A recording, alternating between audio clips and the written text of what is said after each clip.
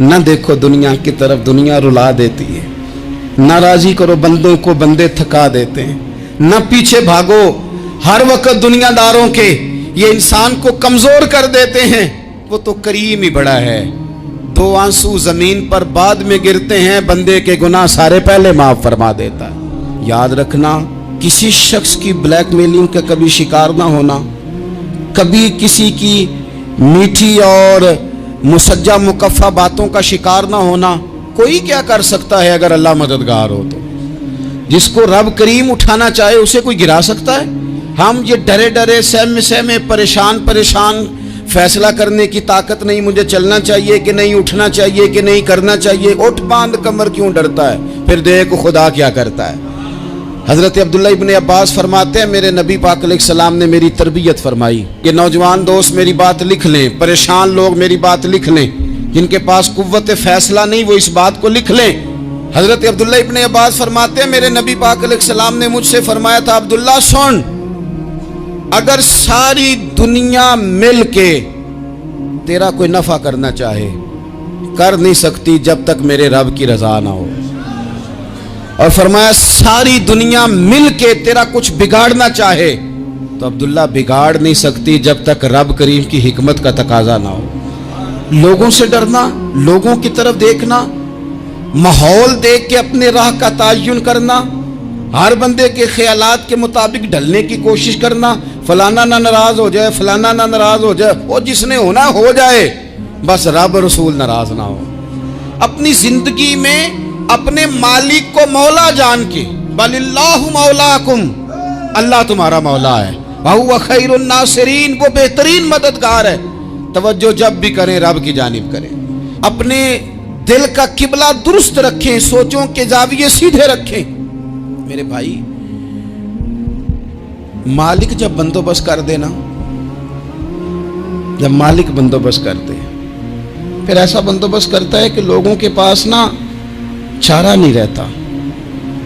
حضرت مریم رضی اللہ تعالی عنہا پاک باز تھیں، مسجد میں رہی تھیں، پر مالک کی حکمت کے تقاضے بڑے عجیب ہے نا۔ پھر جناب مریم کو اللہ تعالیٰ نے بغیر شوہر کے اولاد عطا کر دی۔ یہ بات ہی ایسی تھی، وہ کسی نے کہا تھا کہ مخلوق تو فنکار ہے اس درجہ کے پل بھر میں سنگے در کعبہ سے بھی اصنام تراشے، تم کون ہو کیا چیز ہے داغے کبابی، لوگوں نے تو مریم پہ بھی الزام تراشے۔ تو لوگوں نے کہا کدھر سے لے آئی بچہ، تیرا باپ تو ایسا نہیں تھا، کہاں سے لے آئی؟ اللہ کرے میں آپ کو سمجھا سکوں، ذرا اپنے آپ کو وہاں کھڑا کریں کہ ایک پاک باز عورت، پاک باپ کی بیٹی، طیب ماں کی بیٹی، اور اللہ کے گھر میں پرورش پانے والی خاتون، ایک وہ وقت اور ایک یہ وقت کہ اس عورت کو کٹہرے میں کھڑا کر کے پوچھا جا رہا ہے کہ معاذ اللہ تیری گود میں بچہ جائز نہیں ہے، کہاں سے لائی ہے؟ اب خود سے صفائیاں بندہ کتنی کو دے، کتنی کو وضاحتیں کرے۔ اور میں نے تو اپنی زندگی میں دیکھا ہے زیادہ وضاحت دینے والے کو بھی لوگ جھوٹا سمجھنے لگ جاتے ہیں، زیادہ وضاحت دینے پر بھی لوگ کمزوری کا اظہار سمجھتے ہیں کہ کمزور پڑ گیا۔ آپ صلح کی کوشش کرتے ہیں، سامنے والا بزدل سمجھ لیتا ہے، زیادہ وضاحتیں بھی کمزور کر دیتی ہیں۔ اب حضرت مریم کو کٹہرے میں کھڑا کر کے کہا بچہ کس کا ہے؟ تو پھر خدا بندوبست جب کرے، اللہ جب مددگار ہو، تو پھر حضرت مریم کی گواہی درختوں سے نہیں دلوائی، اس نے پتوں سے نہیں دلوائی، پھر فرشتے نہیں بھیجے۔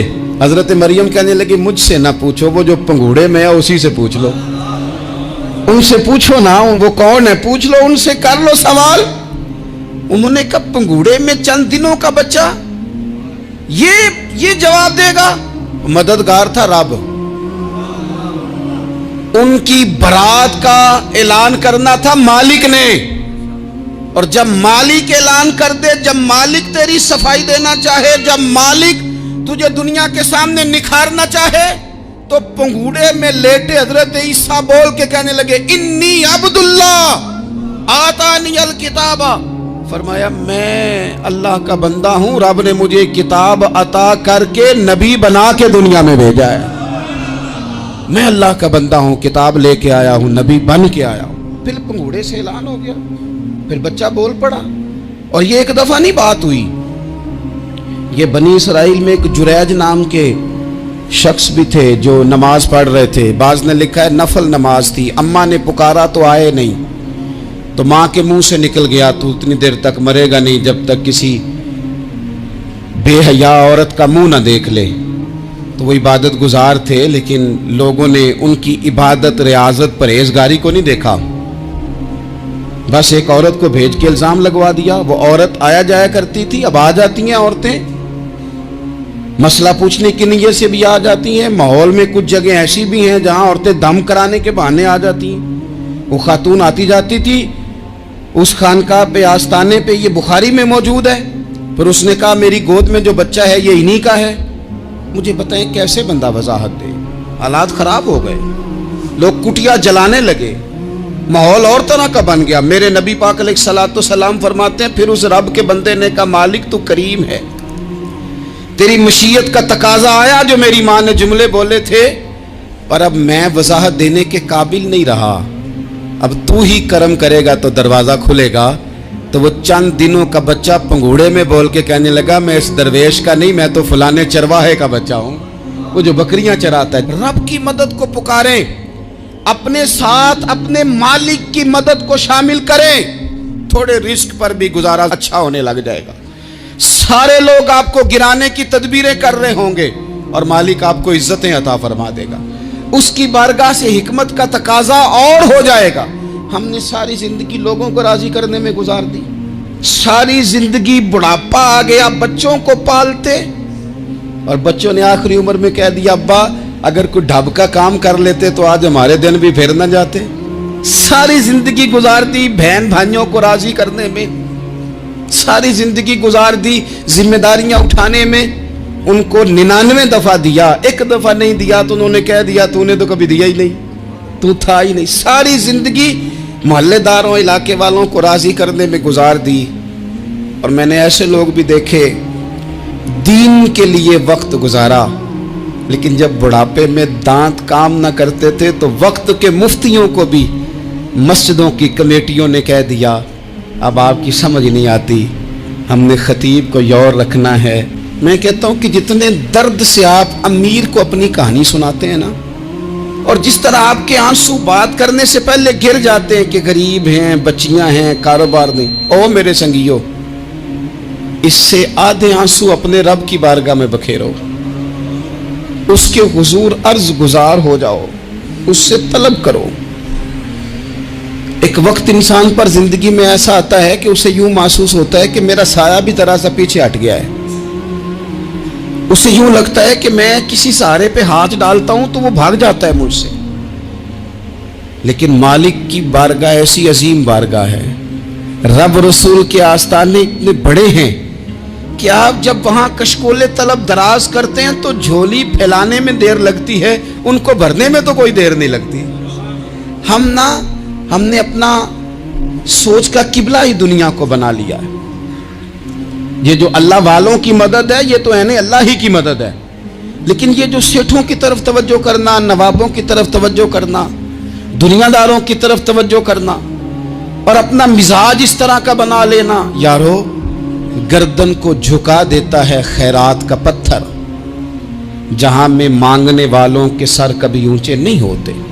اور اقبال کہتے ہیں غیرت ہے بڑی چیز جہانے تگ و دو میں, پہناتی ہے یہ فقر کو تاج سردارا. میں عرض کروں گا کہ اپنی آپ جب توجہ کا قبلہ اللہ رسول کو بنائیں گے تو رب فرماتے ہیں وَيَرْزُقْهُ مِنْ حَيْثُ لَا يَحْتَسِبُ, میں نہ تجھے وہاں سے رزق دوں گا جہاں سے کبھی تیرا گمان بھی نہیں کیا ہوگا. یہاں سے بھی مل سکتا ہے, تو نے سوچا بھی نہیں ہوگا. بخاری شریف میں حدیث ہے, حضرت جابر ابن عبداللہ فرماتے ہیں نبی پاک صلی اللہ علیہ وسلم نے نا 300 لوگوں کا ایک لشکر روانہ کیا کسی مہم کے لیے, کسی جہاد کے لیے. حضرت ابو عبیدہ بن جراح رضی اللہ تعالیٰ عنہ امیر لشکر تھے. فرماتے ہیں غربت اتنی زیادہ تھی, بھوک اتنی زیادہ تھی کہ ایک ایک کھجور دن میں ایک وقت کھانے کو ملتی تھی, اور کچھ دن ایسے آئے کہ اب کھجور بھی نہیں مل رہی. فرماتے ہیں اتنی زیادہ بھوک لگی مجاہدین کو 300 بندہ پتے کھا کے گزارا ہونے لگے. یہ بخاری میں موجود ہے.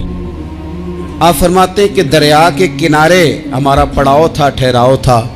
جب بھوک سے نڈھال ہو گئے نا، وَيَرْزُقْهُ مِنْ حَيْثُ لَا يَحْتَسِبُ، اللہ وہاں سے روزی دیتا ہے، گمان بھی نہیں ہوتا۔ فرماتے ہیں ایک مچھلی اللہ تعالیٰ نے دریا کے کنارے بھیجی، فرماتے ہیں وہ تھی تو مچھلی پر پہاڑ جتنی تھی۔ بخاری میں لفظ ہیں، حضرت جابر ابن عبداللہ رضی اللہ تعالیٰ عنہ فرماتے ہیں 300 آدمی 18 دن تک اس مچھلی کو کھاتے رہے، مچھلی ختم ہی نہیں ہوئی۔ مچھلیاں نہیں، مچھلی کہتے ہیں 18 دن 300 بندہ کھاتا رہا، مچھلی ختم ہی نہیں ہوئی۔ اور فرماتے ہیں کہ اس کی ہڈی نکال کے، کانٹا کہیں گے آپ اپنی زبان میں، کہتے ہیں وہ نکال کے نا تو اس کو کھڑا کیا نا جب، تو اونٹ کجاوے سمیت اس کے بیچ سے گزر جاتا تھا، 2 اس کے کانٹے جوڑے۔ فرماتے ہیں وہ اس کا گوشت ہم کھاتے تھے اور اس کی چربی بطور تیل کے ہم جسموں پہ ملتے تھے، بیماروں کو اس سے سکون آتا تھا، تندرستی شفا ہوتی تھی۔ فرماتے ہیں ہم کھایا بھی ہم نے اور کچھ لے کے ہم مدینے بھی گئے، اور قربان جائیں نبی پاک نے بھی اس میں سے کھایا۔ ہم نے عرض کی حضور یہ معمہ کیا ہے، یہ ماجرا کیا ہے؟ تو محبوب نے فرمایا تمہارے پاس غذا نہیں تھی، رب نے تمہارے لیے بندوبست کیا ہے، اللہ نے تمہیں دیا ہے۔ مکان شروع کر لیا، ایک صاحب نے وہ مکان بنانے لگے، آپ وہ حساب لگا رہے ہیں، کہتے ہیں میرے پاس اتنے پیسے ہیں، اتنے میں نے فلانے دوست سے کہنا ہے اس نے دے دینے، اتنے فلانے رشتہ دار سے کہنا ہے اس نے دے دینے، اتنے فلانے سے کہنا ہے اس نے دے دینے۔ یہ ساری کاپی بنا کے مکان شروع کر لیا۔ جو روز کہتا تھا نا کوئی حکم ہو جاتے دسی، سب سے پہلے اس کو کہا میاں پیسے چاہیے دین، وہ کہندا ہو کل ہی منڈا ٹوریا ہے، کہدے تو پرسوں 10 داتے لب جانے سن۔ میں آپ کو اپنے تجربے کی بات بتا رہا ہوں۔ جن لوگوں کا خیال ہوتا ہے نا کہ آپ سٹارٹ کریں فلانا کام، ہم آپ کے ساتھ ہیں، اللہ کا ہی کوئی نظام ہے، وہ بالکل بھی نہیں ساتھ ہوتے۔ لیکن ایسا نہیں ہے کہ کوئی ساتھ نہیں ہوتا، اللہ تعالیٰ بڑے اسباب پیدا کرتا ہے، وہاں سے دیتا ہے جہاں سے گمان بھی۔ ہمارا یہ ذہن بن جاتا ہے ہم ساری اپنے حساب سے چلتے ہیں، اتنے رشتہ داروں سے، اتنے، وہ کون آپ کے ساتھ چلے گا؟ سوال ہی نہیں پیدا ہوتا۔ یہ سارے کام چھوڑ کے سب سے پہلے 2 رکعتیں پڑھو، اپنے رب کی بارگاہ میں، رسول کائنات کی بارگاہ میں گزارشات اور استغاثے پیش کرو، وہاں سے خیر طلب کرو۔ دنیا دار کیا دیں گے، کیا دے سکتے ہیں، کیا حیثیت ہوتی ہے کسی؟ اللہ کہتا ہے وہاں سے دوں گا۔ تو جو اللہ مال دے وہ لینا چاہیے کہ رشتہ داروں کا مال دیکھنا چاہیے؟ جو اللہ دے وہ لینا چاہیے کہ سیٹھوں نوابوں کی جیبیں دیکھنی چاہیے؟ جو اللہ دے وہ قبول کرنا چاہیے یا دیکھنا چاہیے کون سا آدمی کہاں پہنچ گیا؟ چھوڑو، اپنی مٹی پہ چلنے کا سلیقہ سیکھو۔ کسی کے سنگ مرمر پہ چلو گے تو پھسل جاؤ گے، پھسل جا۔ اس پر ایک اور بات عرض کر دوں، صحیح بخاری سے، مسلم سے ایک اور بات۔ کچھ چیزیں ایسی ہیں جن سے اللہ کی مدد آتی ہے، مدد ملتی ہے۔ ایک چیز ان میں سے ایسی ہے جس سے بہت مدد نازل ہوتی، وہ ہے کہ جب رب آپ کو دے نا تو پھر آپ بھی اس کے رستے میں دیں، پھر مدد آتی ہے، پھر اور آتا ہے۔ بخاری مسلم میں حدیث ہے، یہ زیادہ ہی توجہ طلب امر ہے، اس پر آپ غور کریں گے۔ حضرت ابو ہریرہ فرماتے ہیں کہ نبی پاک علیہ السلام نے فرمایا ایک شخص نے بادلوں کے اندر سے آواز سنی کہ فلاں آدمی کا کھیت اور باغ خشک ہو گیا ہے، وہاں برسو اور اس کے کھیت کو سیراب کرو۔ وہ بڑا حیران ہوا کہ بادل سے آواز آ رہی۔ پھر اس نے دیکھا کہ ایک پہاڑی پر بارش ہوئی، وہ بادل وہاں برسا، پھر نالیوں سے ہوتا ہوا پانی ایک طرف چلا۔ تو جس نے آواز سنی تھی، حضور بیان کر رہے ہیں، وہ بھی پیچھے پیچھے چلا کہ پانی کدھر جا رہا ہے۔ اس نے جا کے دیکھا کہ ایک مقام پہ ایک باغ کو وہ پانی لگ رہا ہے اور ایک آدمی وہ پانی لگا رہا ہے۔ اس نے اس سے پوچھا تیرا نام کیا ہے؟ اس نے کہا کیوں؟ کہنے لگا بتا نا۔ اس نے نام بتایا تو کہنے لگا یہی تو وہ نام ہے جو میں نے بادلوں کے اندر سے سنا ہے کہ فلاں کے کھیت کو پانی دے دو۔ اس نے کہا یار تو کیا عمل کرتا ہے کہ اسپیشل تیرے لیے بارش برسے؟ یہ بخاری پڑھ رہا ہوں، سیاستہ سے حدیث عرض کر رہا ہوں۔ اس سے پوچھا تو کیا کام کرتا ہے کہ جناب اللہ تبارک و تعالیٰ کا حکم کرم آیا کہ خاص تیرے لیے پانی برسے اور تیرے کھیت کو سیراب کرے؟ تو اس نے کہا چھوٹا ذمہ دار ہوں، پر جب فصل اگتی ہے تو 3 حصے کرتا ہوں، ایک حصہ اپنے بال بچوں پہ، بہن بھائیوں پہ خرچ کرتا ہوں، ایک حصہ پورا، اور ایک حصہ دوبارہ کاشتکاری پہ لگاتا ہوں، اور تیسرا حصہ خالص میں نے مسکینوں، یتیموں اور غریبوں کے لیے رکھا ہوا ہے۔ وہ جو تیسرا حصہ اللہ کرے آپ سمجھیں، وہ رب کے بندوں پہ تیسرا حصہ خرچ کرتا ہے نا، تو کریم مالک نے فرمایا جہاں سے غریب کا حصہ جاتا ہے وہ کھیت خشک نہیں رہنا چاہیے، وہ جہاں سے مسکین روٹی کھاتے ہیں وہ خشک نہ رہے، جہاں سے یتیموں کو کچھ آتا ہے کہیں اس کی فصل رہ نہ جائے۔ میں اور آپ بھی اگر اپنے مال میں مسکینوں، یتیموں، غریبوں کے حصے رکھ لیں گے تو فصلیں خشک نہیں رہیں گی، ان کے اندر تازگی آئے گی، نور آئے گا، کرم آئے گا، خاص کر خدا کی رحمت برسے گی۔ مدد اللہ سے چاہیں، اپنی توجہات کا مرکز رب رسول کی ذات کو بنائیں، پھر آپ محسوس کریں گے کہ بڑی جلدی اللہ تعالیٰ کی مدد آنے لگی ہے۔ کبھی آپ صرف کہہ دیں نا میرا رب میرے ساتھ ہے، اس لفظ میں اتنی طاقت ہے کہ دشمن ویسے زہر ہو جاتا ہے۔ زندگی میں کسی سے بھی لڑائی ہو، اچھی طرح سوچ لیں کہ اللہ اس طرف ہے یا اس طرف ہے۔ اگر آپ زیادتی پہ ہیں تو پھر رب مظلوم کی جانب ہے۔ اگر اللہ کی مدد آپ کے ساتھ ہے تو دنیا کی کوئی طاقت آپ کو گرا نہیں سکتی، اور اگر آپ مظلوم کے مقابلے میں ظالم بن کے آپ کھڑے ہو گئے ہیں اور آپ نے رویہ وہ اختیار کیا ہے کہ جس میں مدد نہیں آئے گی، تو پھر یاد رکھ لیں کہ آپ کوئی بھی ہیں، کہاں بھی ہیں، آپ کمزور ہیں۔ طاقتور تھے ابتدائے اسلام میں، ظاہری طاقت تھی کفار مکہ کے پاس، وہ ڈنڈوں سے مارتے تھے غریبوں کو، ان کے ہاتھوں میں ڈنڈے تھے، پر خدائی طاقت ان مظلوموں کے ساتھ تھی۔ صاحب زرقانی نے لکھا ہے حضرت زنیرہ رضی اللہ تعالیٰ عنہ ایک لونڈی ہے، غریب ہے، ماڑے دا کی کام محمد نس جانا یا رونا، غریب سادی بی بی اور لونڈی کنیزہ، ایک مشرک کی کنیزہ تھی، انہوں نے کلمہ پڑھ لیا، وہ ڈنڈوں سے مارتا، دروں سے مارتا، تکلیف دیتا۔ حضرت زنیرہ رضی اللہ تعالیٰ عنہ کو اتنا مارا، اتنا مارا۔ اب آپ ایک اور پہلو پر بھی غور کریں، مار بھی پڑ رہی ہے پر خدا ادھر ہی ہے، اللہ کی مدد ادھر ہی ہے۔ رب کہتا ہے کہ پہلے تو صبر کرنا، ان اللہ مع الصابرین، تو صبر کرے گا تو پھر رب کی معیت ملے گی، ذرا ٹھہرنا، تو تھوڑا ڈٹنا۔ ان الذین قالوا ربنا اللہ ثم استقاموا تتنزل علیہم الملائکہ، تو کہے اللہ میرا رب ہے، پھر تو پہلے ڈٹ، پہلے تو نے ڈٹنا ہے۔ ثم استقاموا، جو ڈٹ گیا، تتنزل علیہم الملائکہ، ڈٹنے والے کے لیے مدد آتی، پہلے تھوڑا ٹھہرنا پڑتا ہے، پہلے تھوڑا صبر کرنا پڑتا ہے، حوصلہ کرنا پڑتا ہے، اس کے بعد مدد آتی۔ مار پڑ رہی ہے، مارا جا رہا ہے، حضرت زنیرہ کو ان کا مالک جو ہے ظاہری آقا وہ مار رہا ہے، یہ کنیزہ ہے، اتنا مارا، اتنا مارا، ان کی بینائی چلی گئی، نظر آنا بند ہو گیا۔ ابو جہل آیا اور کہنے لگا زنیرہ دیکھا نا ہمارے بت تیری آنکھیں لے گئے، معاذ اللہ، لات و منات ہمارے بتوں نے تجھے اندھا کر دیا۔ اب ایسا نہیں ہے کہ بی بی روتی جا رہی ہے، روتی جا رہی ہے، مایوسی مایوسی، معاذ اللہ، پریشانی، غریبی بڑی ہے، پوچھنے والا کوئی نہیں، یہ باتیں نہیں۔ کیا جملے ہیں خاتون کے، کیا لفظ ہیں۔ ابو جہل نے تنزیہ کہا، معاذ اللہ، کہنے لگا دیکھا نا ہمارے بتوں نے تجھے اندھا کر دیا۔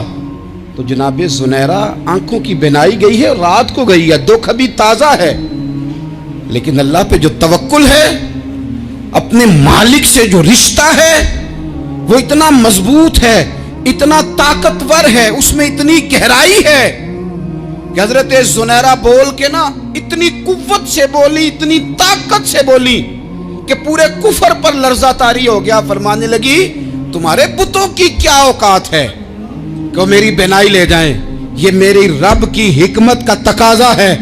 جب تک اس نے چاہا زنیرہ دیکھتی رہی، اور جب اس نے چاہا زنیرہ کی آنکھوں کی بینائی چلی گئی، اور اگر وہ چاہے گا نا تو بینائی واپس بھی کر دے گا۔ اگر ہو ذوق یقین پیدا تو کٹ جاتی ہیں زنجیریں، اگر وہ چاہے گا تو بینائی آ بھی جائے گی۔ حضرت زنیرہ نے رات کو یہ لفظ کہے، ابو جہل اور سارے کفار ڈر کے سن کے چلے گئے، آپ اطمینان سے آ کے بستر پہ سوئی۔ جب سویرے اٹھی تو اللہ نے آنکھوں کی روشنی واپس کر دی تھی۔ आंखों की अब छड़ी पकड़ी है, बाजारों में घूमती है, कहती हैं बुलाओ किधर है तुम्हारे नातो मनात, देखो मेरे रब ने रोशनी वापस कर दी, आकर मेरे साथ इधर आ, सितमगर हुनर आजमाए, तू तीर आजमा हम जिगर आजमाए। बीमार लोगों याद रखो, कह दिया डॉक्टर ने कि तू बड़ा बीमार है, तू बड़ा कमजोर है, ये हो गया वो हो गया, तो डॉक्टर अपने इल्म के मुताबिक बात कर रहा है, होगा तो वो जो मेरा रब चाहेगा। कमजोर हो जाना, परेशान हो जाना, तकलीफ में आ जाना, पता नहीं बात हो गई है तो जाने क्या हो जाएगा। अपनी जिंदगी के अंदर अपने रब से रिश्ता मजबूत करें, रसूल कायनात से रिश्ता मजबूत करें, अल्लाह वालों से रिश्ता मजबूत करें। हजरत जुनैरा ने पैगाम दिया कि जिंदगी में जो जीना चाहते हैं तो वो रब का नाम लेके जी सकते हैं, जो अपनी जिंदगी में खुशियां देखना चाहते हैं तो रसूलुल्लाह के नाम पर खुशियां देखी जा सकती हैं। तवक्कुल की बुनियाद पर बंदा खुशियां ले सकता है, और अगर इंसान में तवक्कुल नहीं है तो फिर वो इस काले जादू से भी डर रहा है, वो नीले से भी डर रहा है, वो पीले से भी डर रहा है, वो फलाने से भी डर रहा है, वो मेरे खिलाफ फलाना रिश्तेदार साजिश कर रहा है तो डर रहा है, फलाना मेरे बारे में ये कर रहा है तो डर रहा है, वो पता नहीं दुनिया इधर हो जाएगी तो क्या हो जाएगा, उठ बांध कमर क्यों डरता है, फिर देख खुदा क्या करता है। तो इस सारी गुफ्तगू का निचोड़ आपको ये अर्ज किया है। सबसे पहले तो ये कि मैदानों में मदद भी अल्लाह की, रिस्क में मदद भी अल्लाह की, फसलें खुश्क हों तो मदद फिर भी अल्लाह करे, तो फिर सारी मदद, और अगर इंसान बीमार हो तो फिर भी मदद अल्लाह की। तो अपने अल्लाह की जानिब तवज्जो को बढ़ाएं, आप अल्लाह से मदद के सवाली बने। तिरमिजी की एक हदीस है, मैं आपको ज़िंदगी का तजर्बा बताता हूँ कि जब मैं बड़ा परेशान होता हूँ तो ये वाली रवायत खोल लेता हूँ, मज़ा देती है।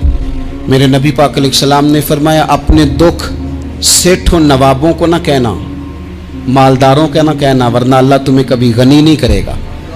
फरमाया अपने दुख अपने रब की बारगाह में अर्ज करना, जल्दी करे या देर से करे अल्लाह तुम्हें लोगों से बेनियाज कर देगा, अल्लाह तुम्हें गनी कर देगा। रात को बैठो ना उसकी बारगाह, उसे दुखड़े सुनाओ, छोटी छोटी बातें। हुजूर ने फरमाया नमक भी मांगो तो रब से मांगो, छोटी छोटी बात से शुरू करो ना। जब बंदा शुरू करता है ना छोटी छोटी चीज़ें तो बड़ी सारी चीज़ें, ये इस तरह होता है जैसे बंदा रब से गुफ्तगू कर रहा है, मालिक मुझे ये चाहिए, मालिक मैं यहाँ कमज़ोर हूँ, अल्लाह मैं यहाँ परेशान हूँ। आप ये करके तो देखें, लंबी लंबी दुआएं मांग के तो देखें, उसके हुजूर जुड़ के तो देखें, आप देखेंगे राहत कितनी है, सुकून कितना है।